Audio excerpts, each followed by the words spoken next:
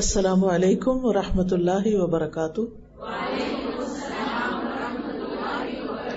نحمده ونصلی علی رسولہ الکریم، اما بعد فاعوذ باللہ من الشیطان الرجیم، بسم اللہ الرحمن الرحیم، رب اشرح لی صدری ویسر لی امری واحلل عقدۃ من لسانی یفقهوا قولی۔ الحمد للہ العزیز الوہاب الکریم المنان، من علی المؤمنین بالہدایۃ للایمان وجزاہم علی ایمانہم بالرضا والجنان وجمع لہم السعادۃ فی الدارین والفوز فی الحیاتین، نحمدہ حمدا کثیرا ونشکرہ شکرا مزیدا۔ تمام قسم کی حمد اللہ سبحانہ وتعالی کے لیے ہے جو عزت اور غلبے والا ہے، خوب احسان فرمانے والا ہے، نہایت معزز ہے، بہت عطا کرنے والا ہے۔ اس نے مومنوں پر احسان کیا کہ ان کو ایمان کی طرف ہدایت دی اور ان کے ایمان پر ان کو اپنی خوشنودی اور جنتوں کا بدلہ دیا، اور ان کے لیے دونوں جہانوں میں خوش نصیبی کو جمع کر دیا اور دونوں زندگیوں میں کامیابیوں کو جمع کر دیا۔ ہم بہت زیادہ اللہ کی حمد و ثنا بیان کرتے ہیں اور اس کا مزید شکر ادا کرتے ہیں۔ قرآن مجید میں ہم دیکھتے ہیں کہ اللہ سبحانہ وتعالی عمومی طور پر یا ایھا الذین آمنوا کہہ کے مردوں اور عورتوں سب کو خطاب کرتے ہیں، لیکن سورۃ الاحزاب میں خصوصی طور پر مردوں کے ساتھ ساتھ عورتوں کا ذکر بھی الگ طور پر کیا گیا ہے۔ سورۃ الاحزاب کی آیت 35 میں اللہ تعالیٰ فرماتے ہیں، ان المسلمین والمسلمات والمؤمنین والمؤمنات والقانتین والقانتات والصادقین والصادقات والصابرین والصابرات والخاشعین والخاشعات والمتصدقین والمتصدقات والصائمین والصائمات والحافظین فروجہم والحافظات والذاکرین اللہ کثیرا والذاکرات اعد اللہ لہم مغفرۃ واجرا عظیما۔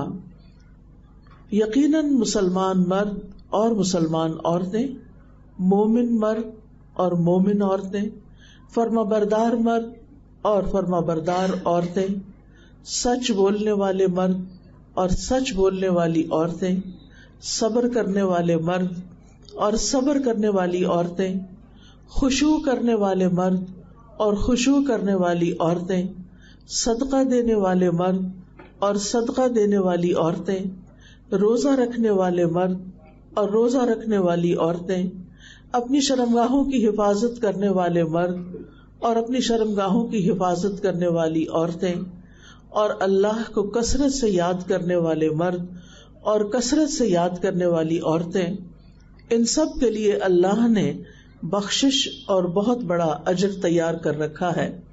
تو اس سے پتہ چلتا ہے کہ اسلام میں عورت کی حیثیت کو الگ طور پر ریکگنائز کیا گیا ہے۔ وہ مرد کا حصہ نہیں ہے، وہ ایک الگ شناخت رکھتی ہے، اس کے اپنے اعمال ہیں، اس کی اپنی صفات ہیں، وہ اپنے اعمال کی خود ذمہ دار ہے، وہ ایک ذمہ دار ہستی ہے، وہ انسانیت کا آدھا حصہ ہے۔ یعنی جہاں مرد ہیں وہاں ساتھ ساتھ عورتیں بھی ہیں، مردوں کے بغیر عورتوں کا وجود ادھورا ہے اور عورتوں کے بغیر مردوں کا وجود ادھورا ہے۔ آپ سوچئے کسی ایسی دنیا کے بارے میں جہاں صرف مرد ہیں، یہاں مرد ہوتے، یا ایسی دنیا جس میں صرف عورتیں ہوتی، تو یہ دنیا اس طرح نہ ہوتی۔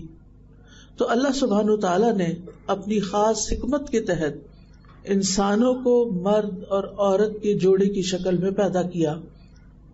قرآن مجید میں آتا ہے، انا خلقناکم من ذکر و انثی، کہ ہم نے تمہیں ایک مرد اور ایک عورت سے پیدا کیا۔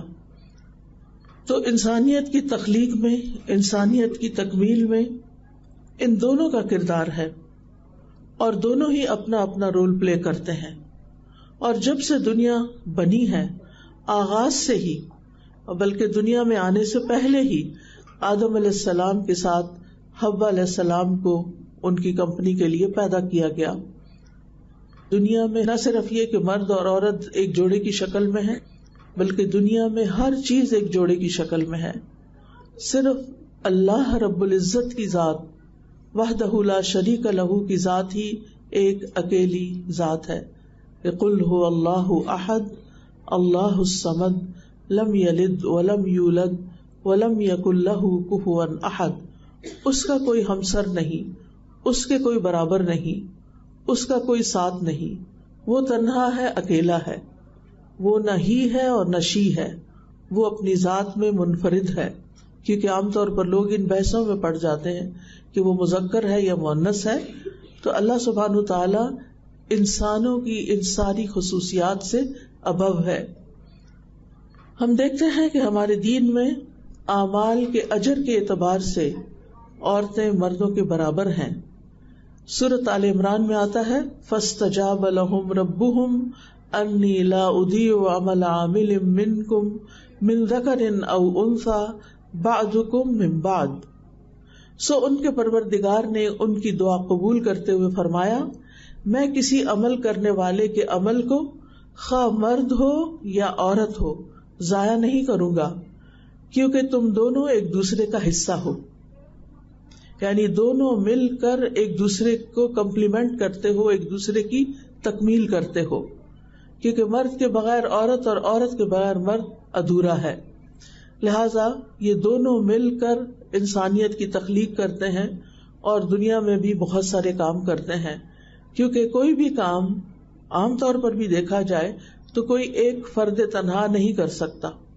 اسی طرح ایک خاندان کی تعمیر کے لیے، ایک خاندان کی تکمیل کے لیے اور دیگر بہت سے کاموں کے لیے ایک دوسرے سے تعاون کی ضرورت ہوتی ہے.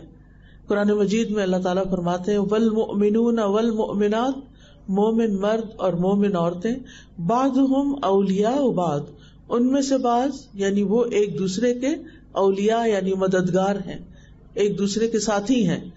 یأمرون بالمعروف وینہون عن المنکر، وہ نیکی کا حکم دیتے ہیں اور برائیوں سے روکتے ہیں. یعنی مومن اپنی ذات کے اعتبار سے، جیسے عمومی طور پر مومنوں کے بارے میں جیسے فرمایا گیا انما المؤمنون اخوہ، کہ مومن آپس میں بھائی بھائی ہیں، اور پھر مومنوں میں کچھ مرد ہیں اور کچھ عورتیں ہیں تو وہ بھی ایک دوسرے سے نیکی کے کاموں میں تعاون کرنے والے ہیں.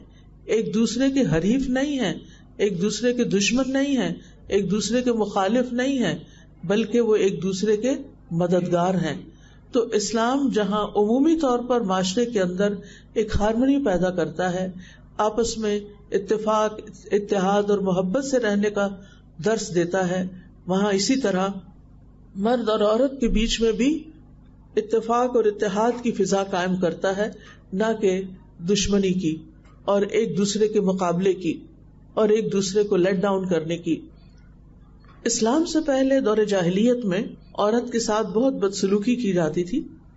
اس وقت دنیا کی تاریخ میں جانے کا وقت نہیں ہے کہ ہر ملک کے اندر، ہر علاقے کے اندر، ہر تہذیب کے اندر عورتوں کا استحصال کیا گیا.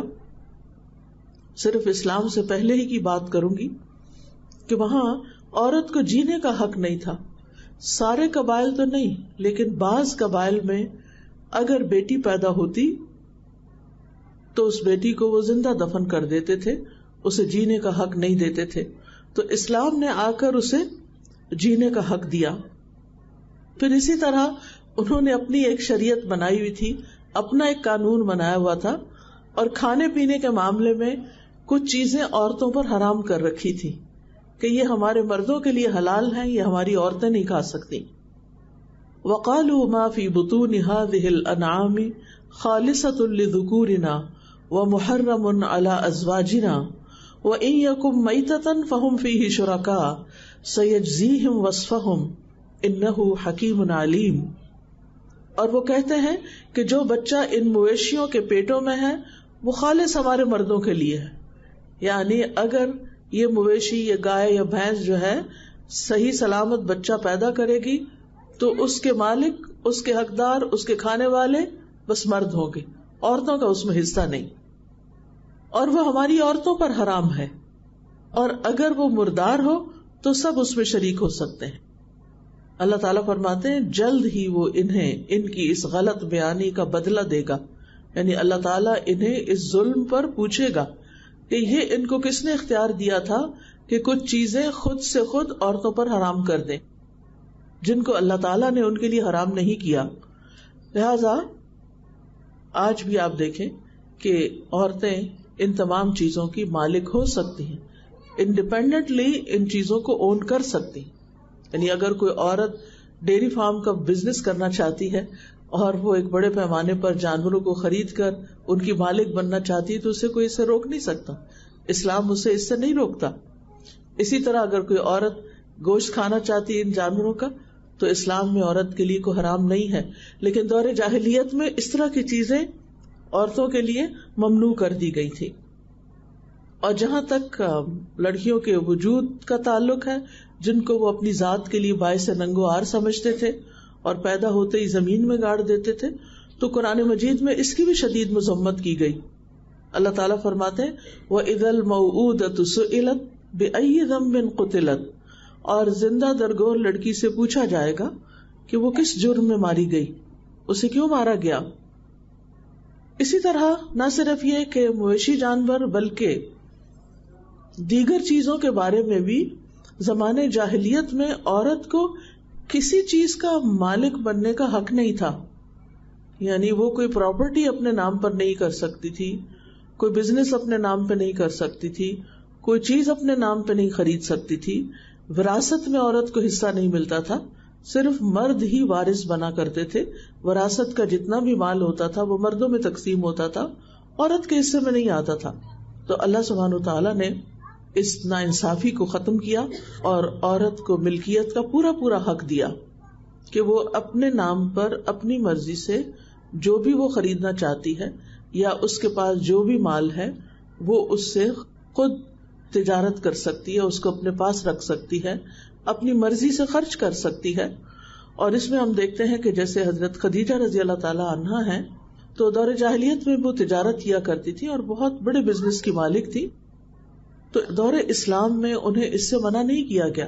یہ الگ بات ہے کہ انہوں نے اپنا سارا مال، اپنے سارے ریسورسز رسول اللہ صلی اللہ علیہ وسلم کی مدد میں، آپ کے کام میں تعاون کرتے ہوئے خرچ کر دیے تھے، اور پھر بالآخر ان کے پاس کچھ نہیں رہا تھا، اور اس قربانی پر اللہ سبحانہ تعالیٰ نے ان کو بہت بڑا اعزاز دیا، ان کے لیے سلام بھیجا، یعنی جبریل علیہ السلام اللہ تعالیٰ کی طرف سے پیغام لے کر آئے حضرت خدیجہ کے لیے، اور انہوں نے آ کے خوشخبری دی اور کہا کہ یہ خدیجہ آ رہی ہیں اور ان کے ہاتھ میں کچھ کھانے کی چیز ہے، ان کے لیے جنت میں موتیوں کا محل ہوگا جس میں کسی قسم کا کوئی شور اور ڈسٹربنس نہیں ہوگی۔